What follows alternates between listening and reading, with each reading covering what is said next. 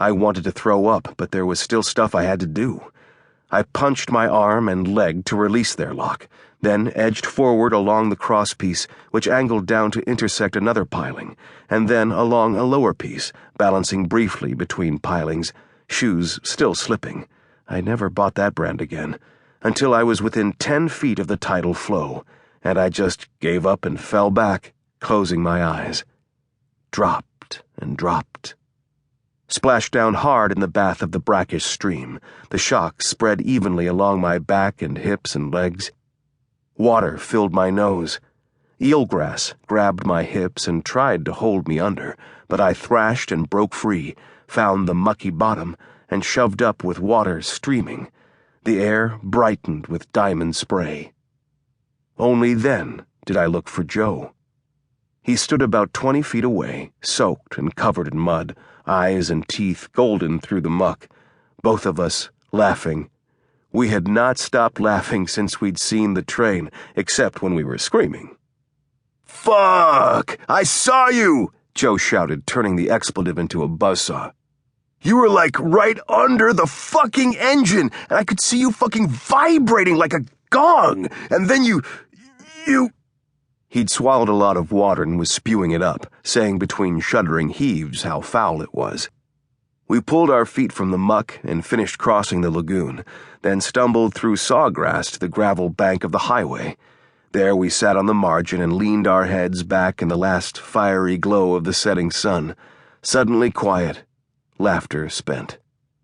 "Nothing better," Joe said hoarsely. "Nothing ever so great." We sat beside each other for long minutes. The sun slid behind the far edge of the Pacific. Mud dried and stiffened our pants. The chill of evening made us shiver. We didn't care. We talked about trains and bridges, then about girls and drinking and movies and parties, then about cars and how we were no longer alone in the universe and all that stuff, like we were adults, old wise men, until the only lights we saw came from cars rushing north and south, and a high scatter of stars washed gray by the electric glow of San Diego and Del Mar.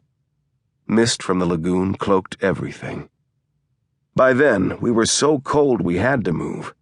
We got to our feet, shoes squelching, and walked into Del Mar, miles away, not hitching, just walking, drawing out our time of being alive after what had happened, clinging to that feeling that we had survived something amazingly stupid and really, really great. This had just happened to us. This was adventure. Walking backward ahead of me, Joe looked up and raised his hands to the dull orange-black sky. "What's it like out there, Vinny?" he asked. "We've sucked this planet dry. Nothing better here. Just more stupid stunts." "Great stunts," I said. I had bitten my tongue jumping from the bridge. "Great what?" "Great stunts," I corrected. "What's waiting out there? What's way out there waiting to happen to both of us?" That was the night Joe Sanchez and I told each other we would enlist. We wanted more stupid joy and danger and the sheer druggy rush of survival. We wanted as much of that as we could get, the real thing. Wanted it over and over. God, how I loved that whole stupid day and chilly night. We were idiots. But we were also young gods. "I saw that in an old movie." Coil. This time the word balloon fills in. I roll over, look up from my tangled bed, and glare at the ceiling. It was real. It happened to me. To us. I can feel her, recognize her, almost hear her voice. "I don't know what you're doing in here. You're fucking dead." "And you're fucking stuck in a cheap hotel, but not for long."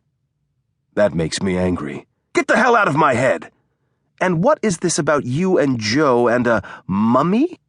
That is just creepy. If you want original, you should see what I'm seeing. And by the way, I like Corporal Johnson better than you." "You mean DJ? Where is he?" Then Coil's voice dusts up and away, before I can even decide whether I'm still dreaming.